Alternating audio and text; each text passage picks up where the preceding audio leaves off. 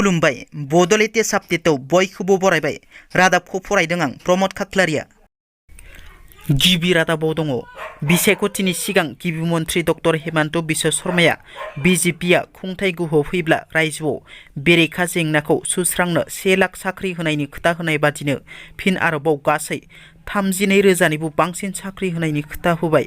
गिबि मन्थ्रिया हम डिपार्टमेन्टआव गासै 4,907 पस्ट, सावस्रि फेमिलि वेलफेयार डिपार्टमेन्टआव गासै 5,105 पस्ट, सोलोंथाइ बिफानाव गासै 10,299 पस्ट, पन्चायत रुरेल डेभेलपमेन्ट डिपार्टमेन्टआव गासै 1,176 पस्ट, थार्ड ग्रेडआव गासै 7,073 पस्ट, फोर्थ ग्रेडआव गासै 4,939 पस्ट।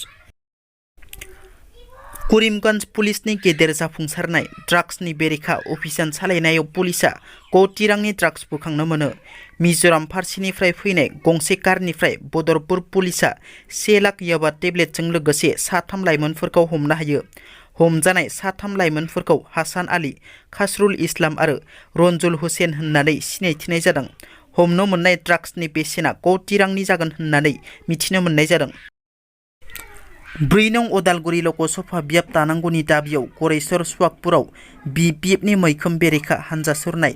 हानजा सुरनायनि उनाव सुवागपुर रायजोआरि नब्लाङाव मोनसे गेवलां जथुम खुंफुंनाय जायो। जथुमखौ दैदेनो बिटिसिनि बारग' मावफुं सोद्रोमा गणेश कसारिया। दरं लकसभा बियाब दायोब्ला प्रमद बर'आ बिलेनाव महर सोलायगोन होनना आरो दरं लकसभा बियाबखौ जेब्लायबो गनायनानै लानाय जाया होनना बिजाथाइ बिपिएफनि एमएलए दुर्गादास बर'आ।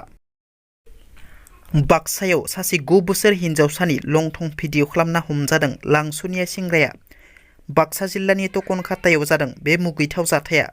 लांसुनिया मनिन्दिकाखौ पुलिसा खादों। बाक्सा जिल्लानि बरमा पुलिस थानानि सिङाव थानाय टकनखातायाव मनिन्दिका मुंनि सासे लांसुनियाया सासे 9 बोसोर हिन्जावसानि लंथं भिडिअ खालामनायनि दायाव पुलिसजों खाजादों। उन्दै हिन्जावसानि नखरनि गसरनि बिथायाव लांसुनिया मनिन्दिकाखौ पुलिसा खायो। अजद बादिब्ला दायनिगिरि मनिन्दिकाया मेगि जाहोनायनि असिला होनानै उन्दै हिन्जावसाखौ गावनि न'सिम लिंना लांदोंमोन आरो बिनि उनाव हिन्जावसानि सायाव आथोनारि अनागार खालामो आरो हिन्जावसानि लंथं भिडिअ खालामो। बे जाथायखौ हिन्जावसानि नखरा मिथिनायनि उनाव दायनिगिरिनि हेंथायै बरमा पुलिस थानायाव एजाहार होयो आरो गसर होनायनि उनावनो दायनिगिरिखौ पुलिसा खायो। बड'लेण्ड मुलुगसोलोंसालियाव लाट्टु सिंनि हेंथायै गोख्रों खुद्रिसारनाय। सिएम भिजिलेन्सजों मुलुगसोलोंसालिनि कोटि रां जाख्ल'नायनि दायाव हमजासेयावबो रावबो मोनथियाजासे जामिन लाखोमाना बड'लेण्ड मुलुगसोलोंसालिनि भाइस चेन्सेलर बिबानखौ सालायगासिनो थानायनि गोख्रों अजद होदों दुलाराय बर' फरायसा आफादआ।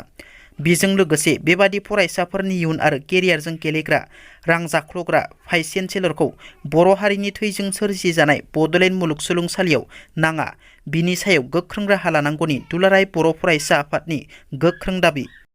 दिनैनि रादाबा एसेनोसै। नोंथांमोना जुदि आंनि रादाबखौ खोनासंनानै मोजां मोनदोंब्ला अन्नानै लाइक, शेयार आरो साबस्क्राइब खालामनो दाबाव। गोजोन्थों।